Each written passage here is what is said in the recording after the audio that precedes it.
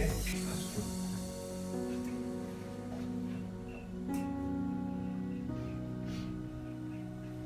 시국에 대한 이야기.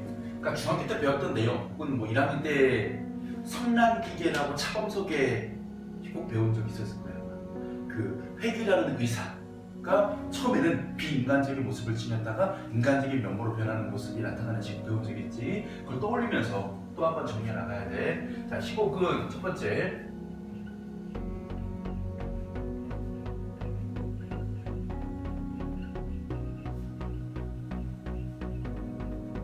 단순하게 글로만 쓰인 게 아니라 이 시국이란 글은 무대 상연, 즉 연극을 전제해서 쓰인 글이고 그것이 일종의 대본이고 그 다음에 시국이라는 것이 해설, 대사, 지문이라는 세 가지 요소로 구성되어 있다. 그래서 해설은 전체적인 무대 설명, 등장인물의 입장이나 퇴장, 혹은 뭐 조명 이런 걸 보여주는 거고, 대사가 등장인물의 말이고, 지문은 행동을 지시하는 건데, 이때 대사의 종류에 세 가지가 있다는 것 배운 적 있지? 대화, 독백, 방백이 있다. 대화는 두 명이 말을 주고받는 것, 독백은 한 사람이 자신의 속마음을 관객에게 이야기하는 것, 그리고 방백은 두 명 이상의 배우가 있을 때, 등장인물이 있을 때 상대 배우에게는 들리지 않는다는 전제로 자신의 속마음을 관객에게 이야기하는 것을 방백이라고 해요. 어떻게 하건 입에서 나와야 돼. 그래야 관객에게 전달되기 때문에. 세 번째, 희곡.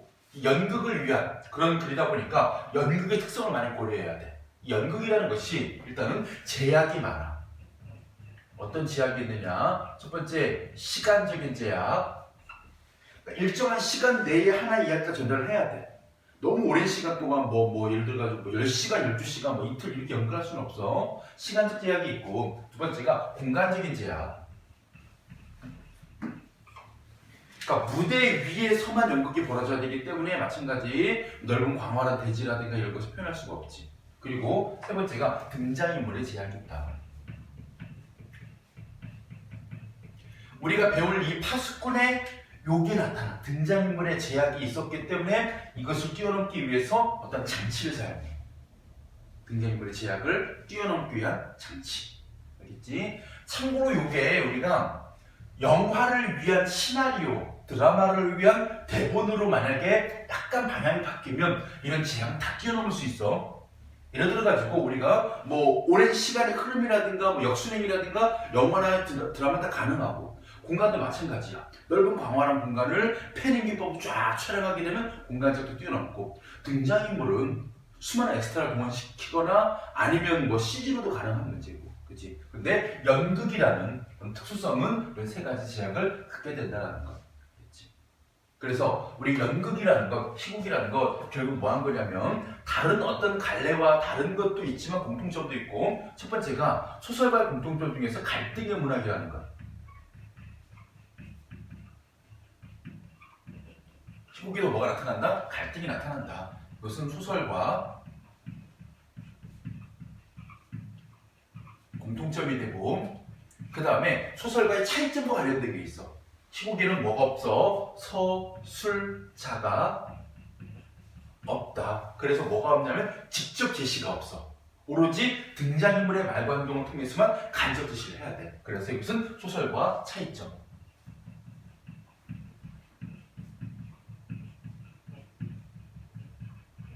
존재하는 것도 마찬가지. 요거 묶어서 기억을 해야 돼. 소수자가 없다는 거.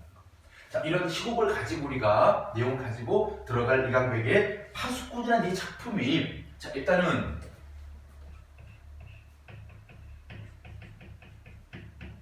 여러 가지 설명을 많이 해주고 싶은데 나중에 작품을 공부하면서도 나와야 되는 내용이 있고 작품을 끝내고 나서도 나올 내용이 있기 때문에 그냥 몇 가지만 얘기해 줄게. 몇 가지만 미리. 첫 번째, 이 작품은 바로 우리 이솝우화에 나와 있는 그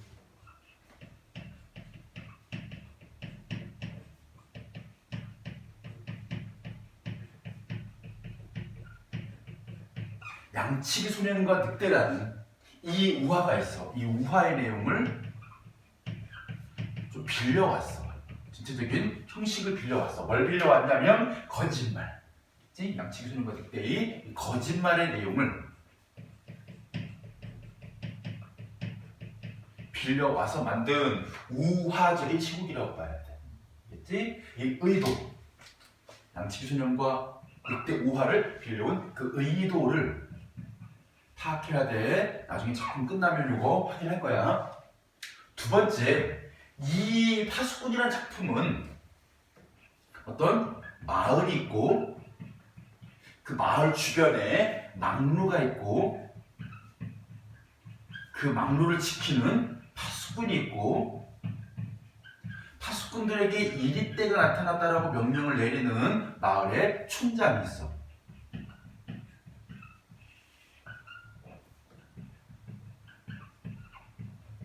이 모습, 이 구조는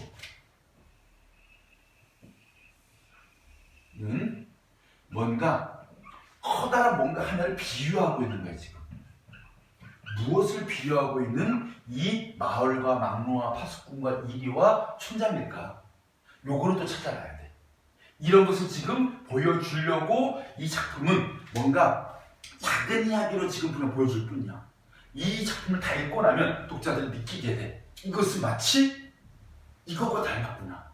이것을 보여주려고 이런 하나의 마을의 이야기를 보여주구나라는 걸 찾아낼 수 있어야 돼. 이게 있어, 이게 두 가지가. 알겠지? 자, 그리고 이 작품에 등장하는 인물인 촌장과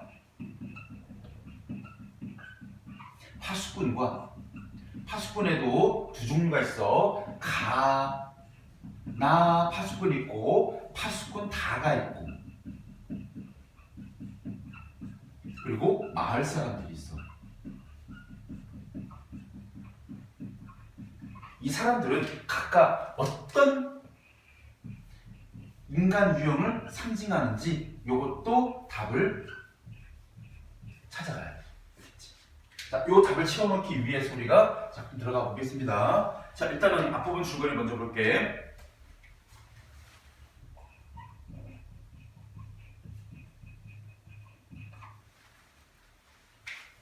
자, 파수꾼들은 마을 밖 황야에 세워진 막루에서 높은 곳에 탑 같은 거 세워가지고 뭐 감시를 하거나 관찰하기 위해 세워놓은 그런 높은 건축물이야. 막루에서 이리 때가 나타나는지를 끊임없이 감시한다. 자, 보자. 파수꾼이라는 존재가 나와 있고 마을이 나와 있고 막루가 나와 있고 이리 때가 나와 있어. 거기에다가 마을 사람들은 파수꾼이 이리 때가 나타났다고 양철북을 두드리면 언제라도 대피하기 위해 만반의 준비를 하고 있다 했을 때 이때 양철북이라는 소리도 나왔어. 그러면 일단 첫 번째 요걸 얘기할 거야. 이 작품에서 막루와 양철북은 도구, 소재로 등장을 하게 되는데 이게 뭐냐면 막루에 올라가서 이리를 발견하면 양철북을 두드려. 그러면 뭐 하게 되냐면 이 마을 사람들은 이 소리를 듣고 공포심을 느끼게 돼. 그래서 민중에게 공포심과 불안감을 조장하는 도구.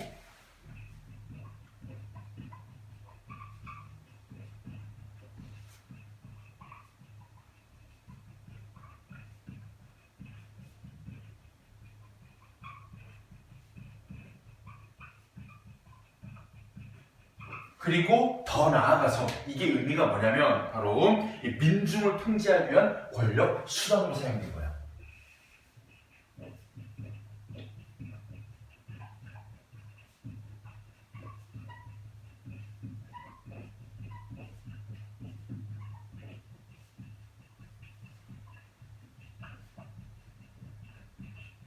자, 설명하기 전에 우리 지금 2020년을 살아가고 있는 현대인들은 어떤 새로운 사실이라든가 여러 가지 정보에 대해서 스마트폰이라든가 그치? 여러 가지 SNS를 통해서 그 누구보다도 빠르고 신속하게 많은 정보들을 우리가 받아들일 수 있잖아.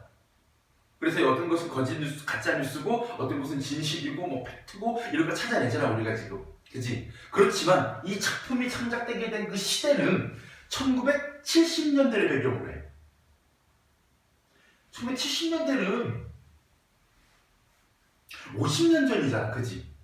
적어도 이제 40몇 년에서 50년 사이. 그러니까 70년대는 그러니까 선생님 세대나 선생님 우리 친구 부모님이 태어난 세대란 말이야. 그 시대. 그 시대에는 일단은 대통령이 그분이었고, 그러니까 지금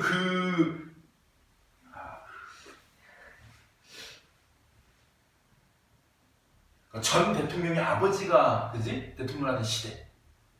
그 시대였고, 중요한 게 뭐냐면 그 시대에 사람들은 여러 가지 뭐 정보라든가 이런 소식 등을 대부분 신문 또는 일부 채널 몇 개 안 되는 그 TV 방송, 라디오 방송 의존해가지고 뭐 해야 되는 거야? 새로운 소식과 이런 정보를 알게 되는 그런 상황이었단 말이야. 뭐 인터넷 이런 것도 없어.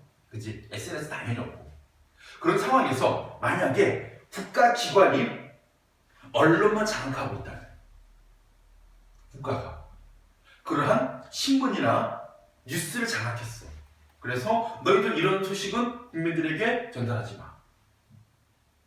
예전에 이런 얘기를 들어본 적이 있어. 선생님이 신문사에서 일하고 있는 그 친구가 자신의 그 사수 위에 있는 그 자신의보다 보직이 높은 그 상사가 그 기자 초임 생활했을 때, 이 사람은 중앙지야, 지방지가 아니고 그 중앙지 신문을 찍어내. 뭐 하냐면 초판 일세를 먼저 발행해. 조간신문 같은 경우.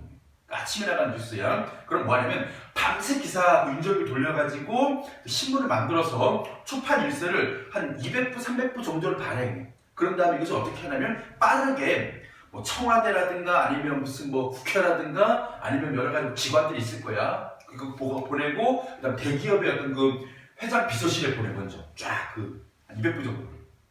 그러면 전화가 온대. 왜 우리 기사를 썼어? 왜 이 기사 썼어? 왜 이렇게 나쁘게 썼어? 라고 전화가 와서 바꿔줘. 이거 없애줘. 이런 내용 좀 더 부풀려줘. 이런 식으로 전화가 오면 기사님이 바뀐대. 이런 시대가 있었고 시절이 있었대. 예전에. 그러니까 그런 상황을 우리가 염두에 두면 70년대 우리 민중들은 국가가 만들어 놓은 공포에 많이 떨어야 했고 그것을 두려움을 느낄 수밖에 없는 상황이에요. 왜? 다른 루트로는 여러 가지 진실을 파악할 방법이 없었거든. 오로지 국가의 권력에 의해 통제되는 언론에 의해서만 그런 상황을 받아들였기 때문에.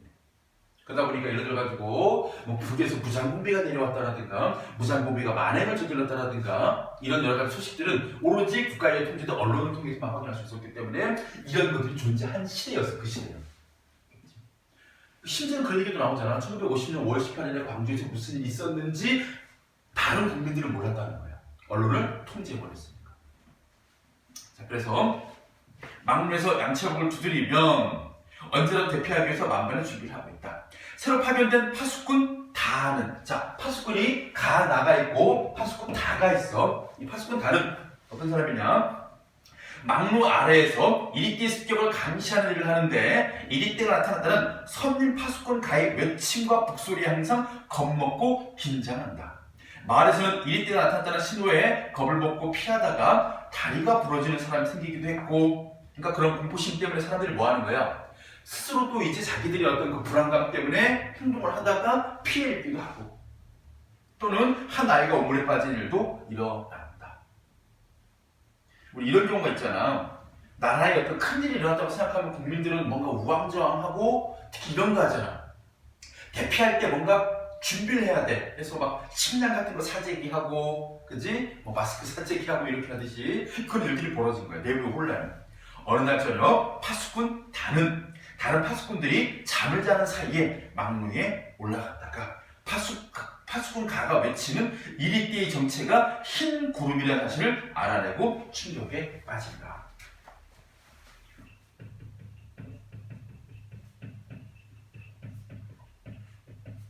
자, 파수꾼 다 뭐 하게 된 거야?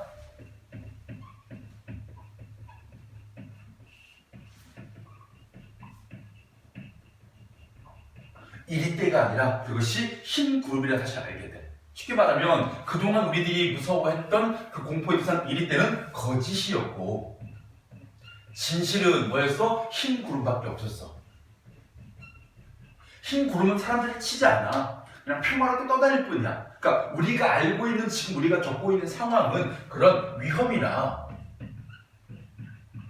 공포의 상황이 아니라 뭐였구나? 우리는 지금 평화로운 상황이었구나.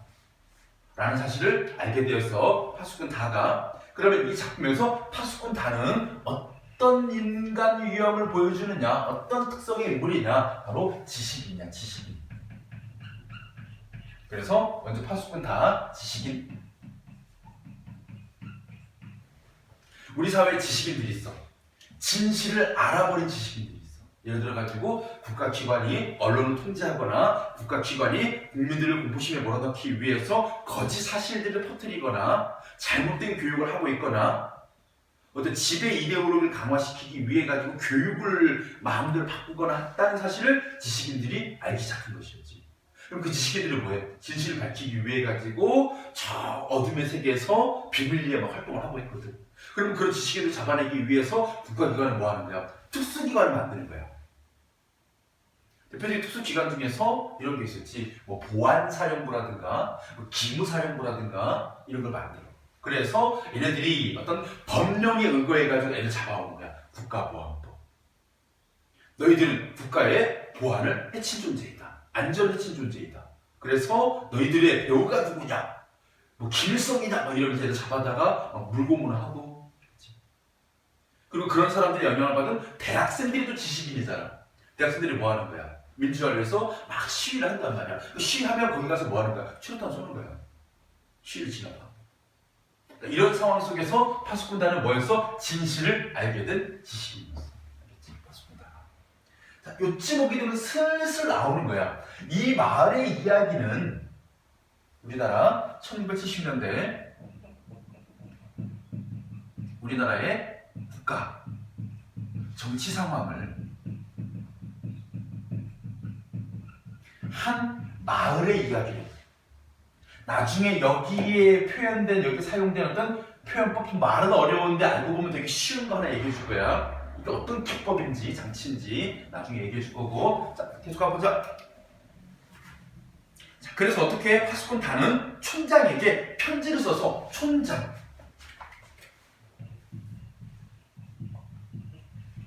자, 미리 스포 좀 할게. 파수꾼 단의 편지를 받고 이 사람이 뭐 하냐면 파수꾼 단을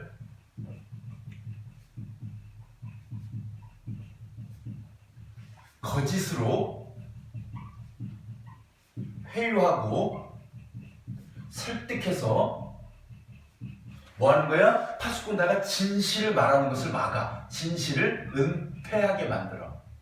진실이 은폐된다는 것은 무슨 얘기야? 계속 이리 때의 존재를 계속 유지시키는 거야. 그래서 계속 국민들을, 마을 주민들을 위험과 공포로 몰아가는 거야. 그러면 계속 마을 주민들을 뭐 할 수 있어? 통제할 수 있어. 그러면 그 통제를 왜 해? 내 권력이 유지돼야 되니까. 그러면 이 촌장은 누구냐? 권력자야, 권력자.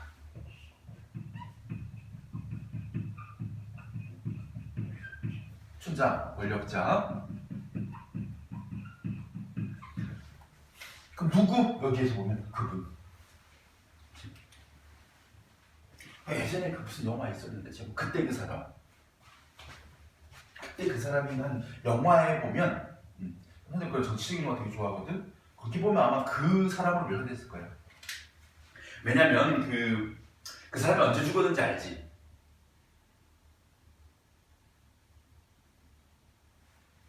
우리나라 역대 대통령 중에 임기 중에 총 맞아 죽은 사람이잖아, 그렇지? 최근에 이병헌 나온 영화, 그게 그때 그 사람인 것 같아. 박정희 대통령이 있고, 요즘 얘기하는 거 속 시원하네. 그리고 중앙정보부장이라고 있었어. 지금의 어떤 국정원급에 해당되는 중앙정보부, 그리고 경호실장이 있었어. 저 봤어요, 그거. 그 영화 봤어? 네. 그 경호실장이 차지철이고 실존 인물의 이름이 차지철이고 그 다음에 중앙정보부장이 김재규거든? 이 역할을 아마 이병헌이 했을 거야. 맞지? 그 차지철 역할을 누가 했니? 경호실장. 그 배우가 생각 안 나. 그 배우 그런 영화 되게 잘 나오는 배우인데. 약간 좀 좀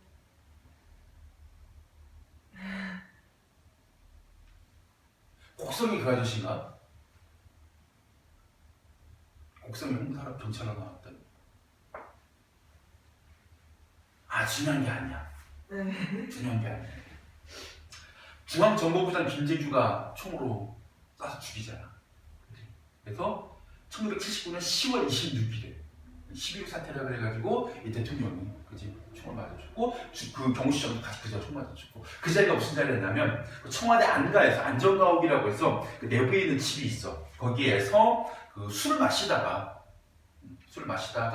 어떤 말다툼 끝에라고는 하지만 결국은 그 중앙정부의 김재규 사진을 같은 걸 준비하고 약간 우발적이긴 했어도 그래도 이거 안 되겠다라고 해가지고 총을 쏜 사건이 있었는데 그 이전까지 권력자는 뭐 해왔냐면 계속 자신의 이 어찌 보면 독재 권력이잖아. 그래서 유지하기 위해서 모든 분야에 저보다 통제를 하고 강압을 하고 예를 들어 대학에서 뭐 학생들이 이런 일이 일어난다게 되면 잡아와서 수단 방법 가리지 말고 다 배우를 밝혀내든가 아니면 공부심을 조장해. 국가 권력에 도전하게 되면 뭐한다? 너희들을 가만두지 않겠다라고. 이런 상황이다 보니까 이 이강백 작가는 어떻게 해야 되는 거야 지금? 만약 그 당시 그 국가 권력에 대한 비판의 내용을 직접적으로 제시해버리면 얘도 이상하네. 얘도 뭐야 이 파수꾼 이거. 대놓고 지금 내가 지금 거짓말쟁이라는 얘기잖아. 내가 권력을 위해서 국민들을 속이는 존재라는 얘기잖아. 내가 거짓말쟁이라는 얘기잖아. 얘 잡아와 라고 하겠지. 피하기 위해서 일부러 작은 마을의 이야기를 비유했고 그리고 이건 그냥 하나의 어떤 이소모아에 나와 있는 오화의 이야기일 뿐이야 라고 느끼도록 약간 뭐 한 거야? 축소시켜서 돌려 표현한 거야. 그러면 이때 양치기 소년과 소년과 늑대라는 이 우화의 내용을 빌려온 우화적인 기법을 사용한 의도는 뭐야? 바로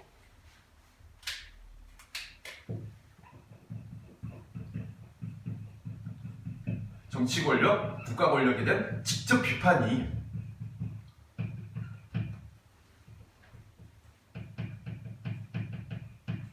당시 사전 검열에 의해서 통제될 가능성이 높았기 때문에 그리고 작가의 신변에도 위협을 초래할 수 있었기 때문에 예전에 그 사람이 있었어. 김지하 시인이라고.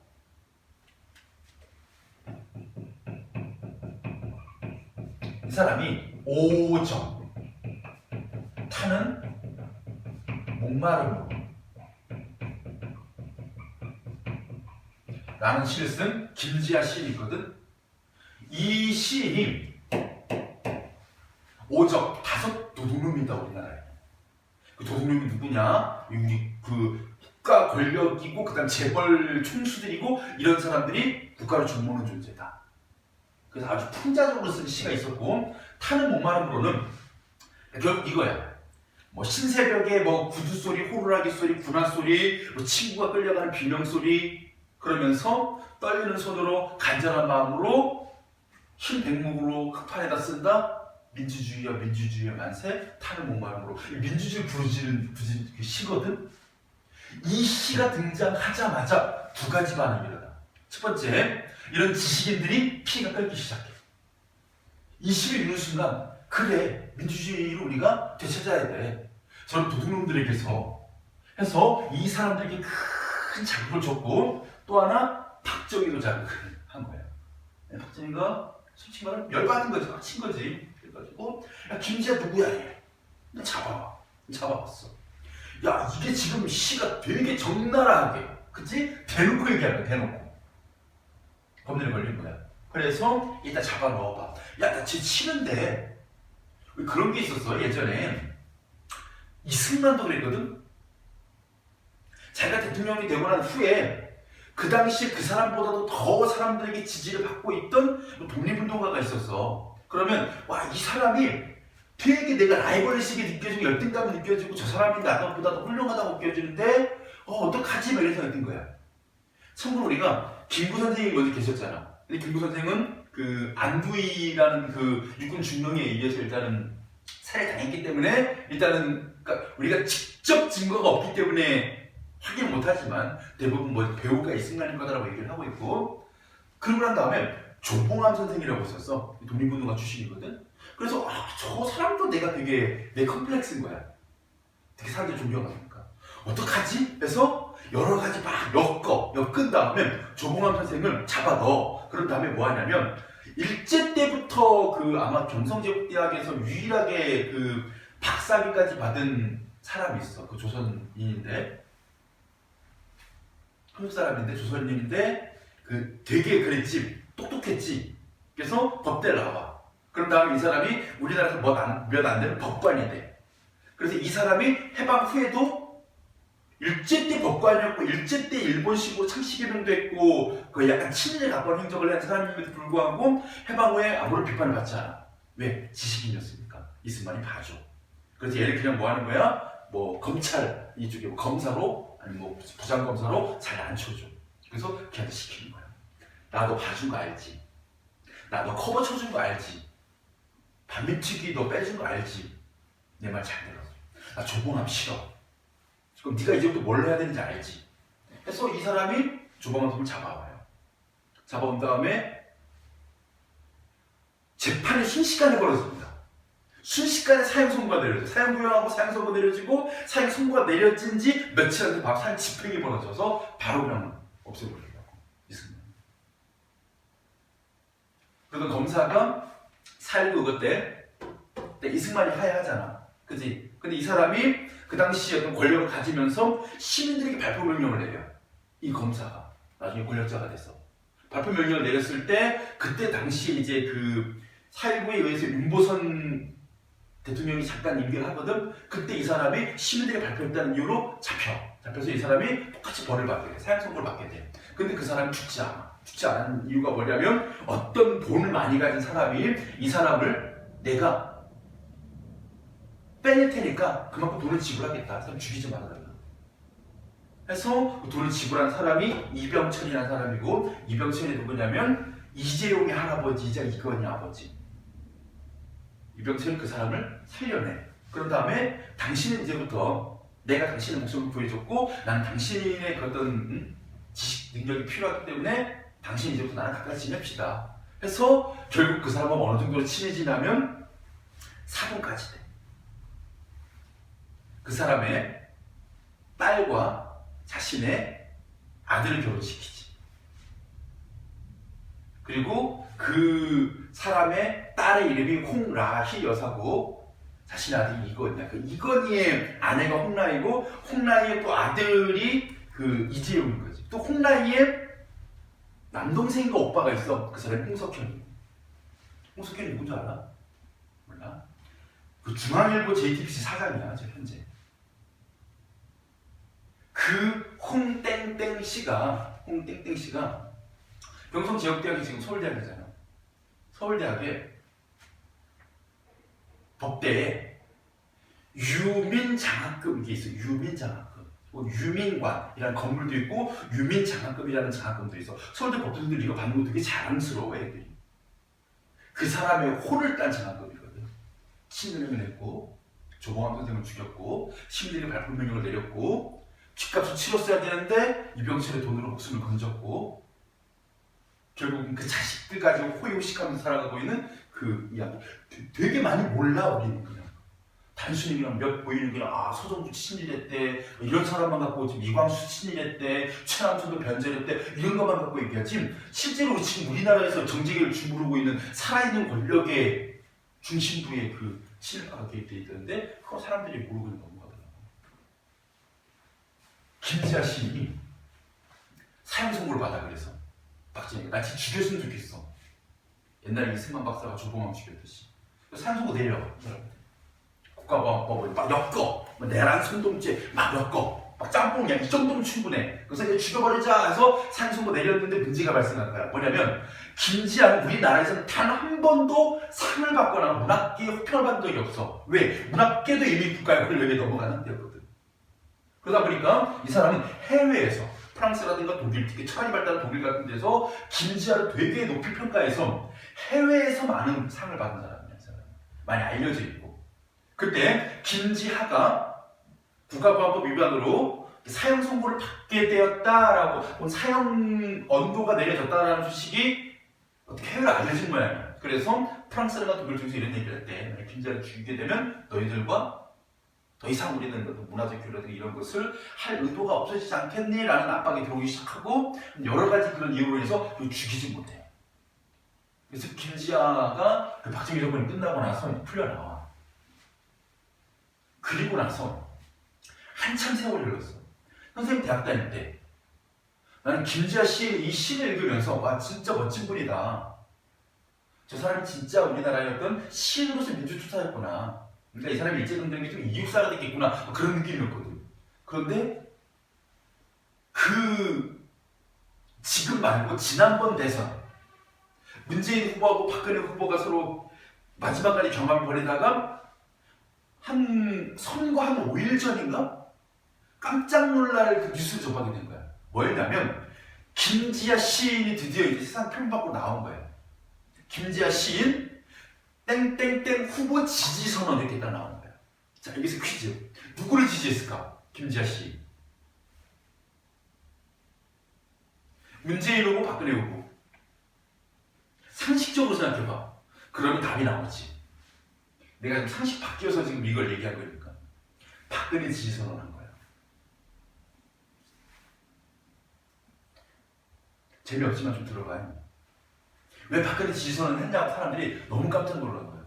박근혜가 누구야? 자신을 죽이려 했던 박정희 딸이야. 자신은 뭐였어?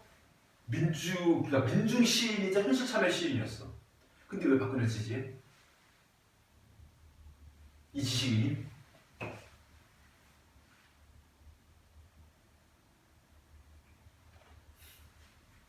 자기가 감옥에 있을 때 사형 선고 받았을 때 나에겐 아무도 죽을뿐이잖아. 얼마나 무서웠을까? 그 공포. 그 상황 속에서 아무도 자기를 위해서 아무도 자신을 구명하기 위해서 움직여주지 않았다는 거야. 아무도 김지아를 구명하기 위해서 뛰어들고 막 뭔가 나선 사람이 없었대 그때. 국내에서는. 왜? 두려워서. 뭐가 두려워서? 권력이 두려워서. 그때 어마어마한 배신감과 함께 우리가 부르짖고 있는 민주주의는 결국 그 민주주의를 부르짖는 것 자체가 전부 다 허위고 가식이고 허상이었구나. 힘이 없으면 힘이 없는 민주주의를 부르짖는 외침은 공허한 메아리에 불과하구나 하고 느껴서 싹 사람이 싹 180도 바뀌어버린 거야. 감옥에서 나온 거야.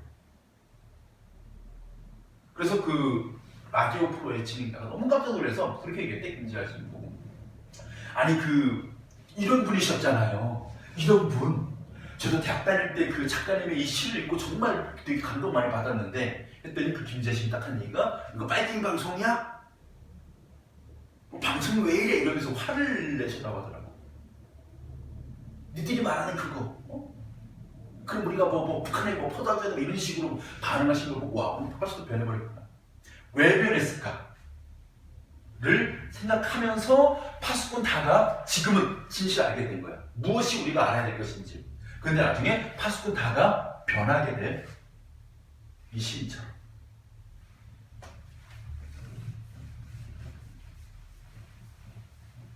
재미없는 얘기 더 재미없게 얘기해가지고 더 재미없는 표정을 짓고 있어. 아니요. 자, 촌장에게 뭐에 편지를 써서 편지.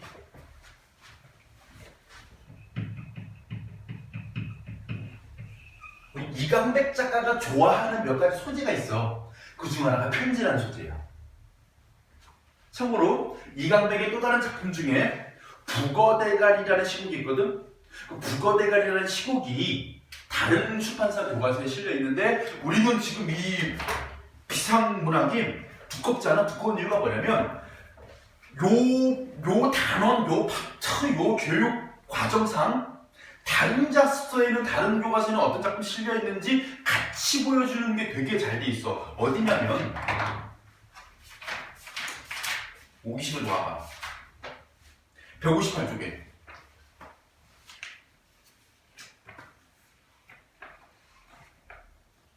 더 읽어보기 작품들 있지. 이게 다른 자습서, 그러니까 신사고 문학 교과서에 실려 있는 작품이었거든. 오른쪽에 성난기계는 작년에 우리 1학년 때 배웠던 신사고 국어 교과서에 실려 있던 작품이고 이런 식으로 되게 폭넓게 다뤄져서 이게 좀 괜찮은 것 같아. 비상 자체를 좋아한다는 건 아닌 것 같은 이 자습서가 되게 잘 돼 있어. 거기 보게 되면 그 작품 줄거리 딴 거 안 볼 거야. 6번째 줄에 자아는 이를 수습하기 위해 상자 주인에게 편지를 써서 잘못을 바로잡으려고 하지만 모두 그에게 반대한다. 이 편지라는 소재가 하나 나와. 이게 뭐냐면 바로 상자가 뒤바뀌었다는 어떤 사실을 주인에게 전해줘야 된다는 자아이라는 인물의 어떤 양심, 성실함을 상징하는 소재인 것처럼. 이게 마찬가지야. 누가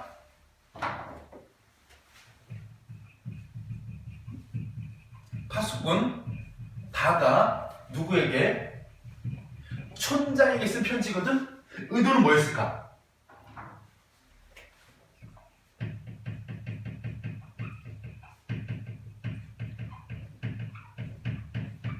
진실을 밝히기 위해. 근데 중요한 건 뭐냐면 잘못 보냈어. 권력자인 촌장에게 보내버린 거야. 그런 순간 뭐가 되느냐? 촌장이 이 편지를 받고 파수꾼 다를 찾아와. 찾아오고 뭐하게 돼? 두 사람은 진실을 밝혀야 된다, 밝혀는 안 된다라는 갈등이 시작되게 돼. 그래서 이 편지는 이 작품에서 뭐가 돼? 갈등의 원인이 돼. 알겠지? 편지의 기능, 갈등의 원인. 자, 다시 돌아올게요. 이리디의 정치가 거짓임을 알린다. 자, 그리고 이제 발단 들어가겠습니다.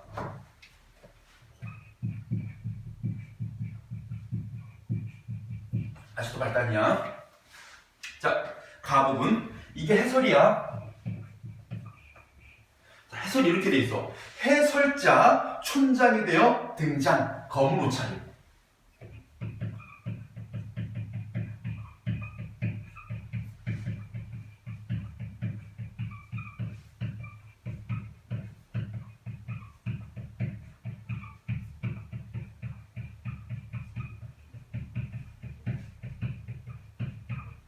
자, 이때 분명 앞부분에서 해설자였거든 이 사람이. 그러니까 작품에서 이런 게 있어. 무대에 나와가지고 보통 연극에 이런 장치가 있어. 여러분 지금 이 사람은 이런 사람입니다. 이 사람은 이런 사람이고요. 과연 둘은 어떻게 될까요? 하고 또 들어간 사람이 있어. 해설자가 나중에 뭐가 돼가지고 촌장이 되어가지고 1인 다역을 하고 있는데, 참고로 이 한 배우가 다역 중에 해설자도 하고 촌장도 하고 그 다음에 이 마을에 또 누가 있냐면 운반인이 있어. 운반인. 그러니까 뭔가 편지를 전해주거나 물건을 옮겨주는 사람, 운반인. 이렇게 한 인물이 여러 가지 역할을 맡았을 때 그 역할들이 해설자, 촌장, 운반이라는 것은 공통적으로 이들은 모두 어떤 성격을 지닌 인물들이냐면 연결자야. 연결자. 이어주는 사람. 첫 번째, 해설자는 여기 있는 무대가 있어. 이 무대에 서서 관객들에게 말을 하는 사람이야. 그러면 관객과 무대를 이어주는 연결자. 해설자, 첫 번째, 무대와 관객을 연결해주는 사람. 그치? 그런 의미의 연결자이고, 두 번째가 촌장은 지금 이 마을을 지키고 있으면서, 마을에 있으면서 자꾸자꾸 이 막루가 있는 곳으로 와서 파수꾼들을 만나고 그들하고 얘기도 나누는 거야. 그러면 촌장은 마을과 막루를 연결한 인물이면서, 운반인도 똑같아. 파수꾼 다가 있는 막루에서 파수꾼 다의 편지를 촌장에게 전해준 게 운반인이야. 그러면 운반인도 마찬가지 마을과 막루를 연결하는, 모두 연결자라는 점에서 1인 다역이 가능한 것이고, 여기서 또 하나, 요거는 조금 깊이 들어간 내용이고, 우리 지금 이 내용에는 언급을 안 해놨어. 언급을 안 해놨는데 중요한 건 뭐냐면 이런 의도도 깔려있다라고 파악한 경우가 있어. 자, 우리가 해설자, 자, 연극에서 해설자가 나타났어. 그럼 해설자가 뭐고 설명해줘. 그럼 우리도 뭐하게 되는 줄 알아? 모든 관객들은 해설자의 말을 믿게 돼. 신뢰감을 주는 존재야. 그런 인물이 촌장을 한다? 그럼 우리 뭐하게 돼? 촌장에게 돼. 역시나 같은 신뢰감 같은 걸 갖게 돼. 그래서 결국 나중에 촌장이 어떤 사람이야? 위선적인 사람이야. 그랬을 때 앞에 가졌던 이 신뢰감 때문에 뭐 하게 되는 거야? 그 사람의 위선적 면모가 더욱 부각되게 되는 장치.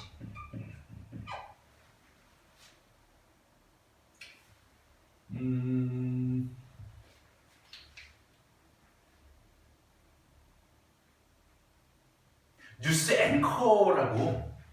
앵커가 뭐야? 앵커라는 단어의 뜻.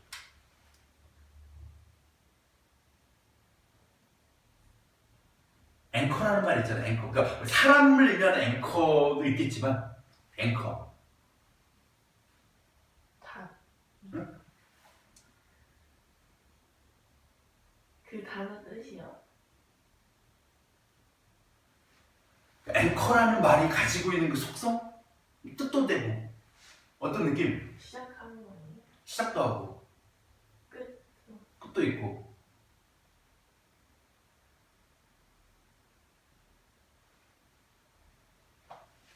그 앵커라는 말에서 이런 게 있잖아. 뭔가 뭐 연결하다, 고정하다, 뭐 전달하다 이런 의미도 다 포함되어 있지 않아? 앵커라는 말 안에?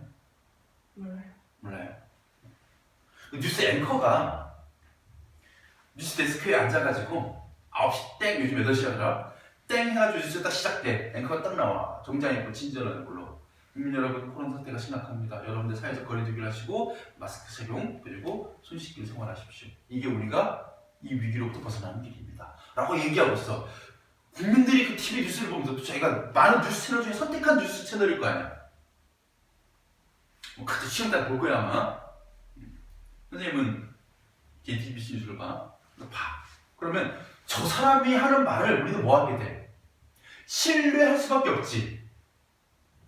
자, 얼마 후에 갑자기 그 사람이 퇴사를 했대.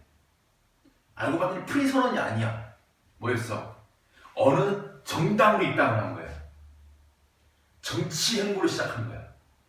그러면서 이 사람이 어느 특정 지역구 후보로 공천됐어. 당에서 공천받았어. 그래서 사람들은 그 사람이 만약에 얼마 전까지 뉴스를 진행하던 사람이 다른 마이크를 잡은 거야. 기호 2번, 기호 1번 다 쓰고 나와가지고 여러분 제가 누군지 다 아시죠? 여러분 저 같은 사람이 혹은 제가 앞으로 내세울 이 공약들이 우리 사회에 진정 필요한 공약입니다라고 얘기했을 때 우리는 어떤 느낌을 받게 돼? 뉴스에서 받았던 그 신뢰감이라는 게 그대로 이어질 가능성이 숫자가 크다는 거야. 그러다 보니까 우리가 뭐 하게 돼?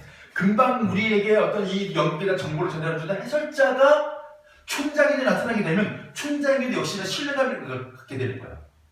그래서 제가 뽑아줬어 만약에 사람들이 그치 신뢰감 갖고 뽑아줬는데 알고 봤더니 그 사람의 앞으로의 정치 행보가 되게 뭐 우리가 알고 있던 것과 달리 위선적인 사람이었구나, 표리부동한 사람이었구나, 이제까지 저 사람이 카메라 앞에서 얘기했던 모든 것들은 거짓이었고 이런 걸 알게 된 순간 우리는 뭐 하게 돼? 큰 충격을 받게 되는 거지. 그런 장치로서도 해석할 수 있는 거지. 해설자 신뢰감이 촌장에게 그대로 전이가 되어서 촌장은 일단 초반부 인상이 뭐야? 사람들에게 되게 신뢰감을 줄 수 있는 그런 존재. 긍정적인 이미지를 주는 존재. 우리 일단은 보여지게 만든 거지. 이해심이 많아 보이는 얼굴과 정중한 태도, 낮고 부드러운 음성으로 말한다. 이때 얼굴, 태도, 음성은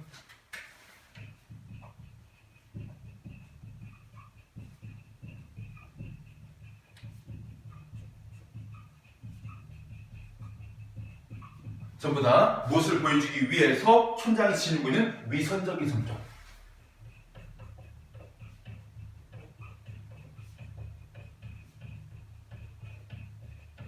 과 대조되어서 더 뭐하는 거야? 그 사람 위선적 면모가 부각되는 장치. 그때 잘 봐. 어떤 점에서 위선적이냐 이걸 알아야 돼. 첫 번째 뭐 한 거야? 바로 파수꾼들에게 거짓말을 한 거야. 거짓말하는 의도가 표면적으로는 마을의 질서나 안전 또는 단합을 위해서 단결을 위해서 이렇게 내가 거짓말했다라고 말하지만 결국은 알고 봤더니 그게 자신의 권력을 유지하기 위한 거짓말이었어. 그럼 이 사람 뭐한 사람이야? 겉과 속이 다른 사람이야. 그러면서 상대에게 거짓말을 시키는 사람. 제일 나쁜 놈이야. 수고하시는군요, 파수꾼님. 이때 파수꾼 나는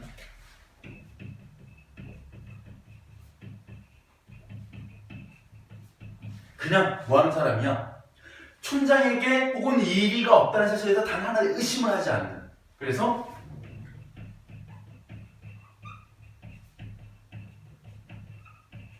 일단 진실에 대한 그 진실을 밝히고자 하는 그런 여러 가지 생각도 없는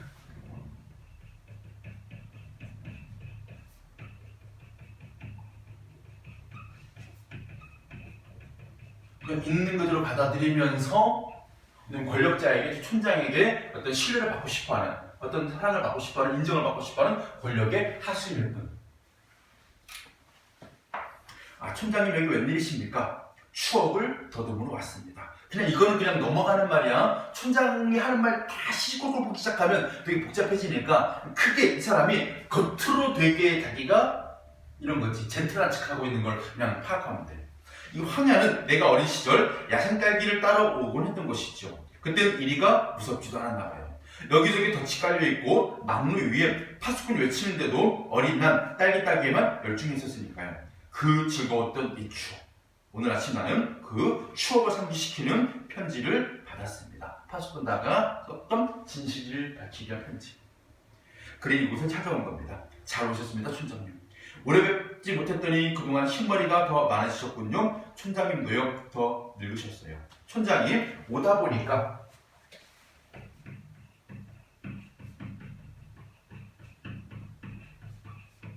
저쪽에 이리가 덫에 치여 있었습니다. 라고 말하는 것은 어떤 의도야? 거짓말이지. 그래서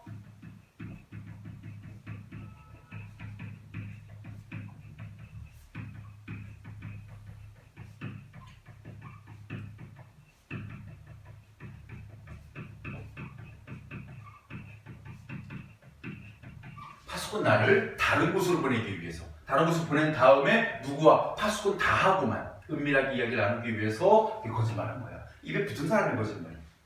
이리요 어느 쪽이요? 저쪽이요. 아마 찔레던 걸 미치던가요? 드디어 붙잡는군요. 지금 파수꾼 나는 뭐하고 있는 거야? 이리가 존재하고 있다고 믿는 거야. 단 한 번 의심도 없는. 자, 정리하기. 배역 설정의 의도. 해설자는 무대와 관객을 연결하고 촌장과 음반이는 막루와 마을을 연결하는 모두 뭐야? 매개자, 연결자 역할을 한다. 그래서 모두 유사한 역할을 하기 때문에 1인 다역을 시킨 거야. 두 번째, 촌장의 모습은 이해심 많아 보이는 얼굴, 정중한 태도, 낮고 부드러운 음성은 위선적 성격과 대조되는 모습으로 나중에 알게 된 이 사람의 속마음, 결국 표리부동한 사람이구나, 국가 속에다는 위선적인 사람이구나 라는 보여주기 위해서 이렇게 촌장의 모습을 설정했고, 편집, 이리 때의 정치는 심부름에 따른 진실이었지. 그랬을 때 촌장이 파수꾼 단을 찾아오게 만드는 계기가 되고 두 인물 간에 갈등이 생기게 되는 그런 이유가 바로 뭐야? 편지가 되는 것이죠. 자, 넘어가서 전개문.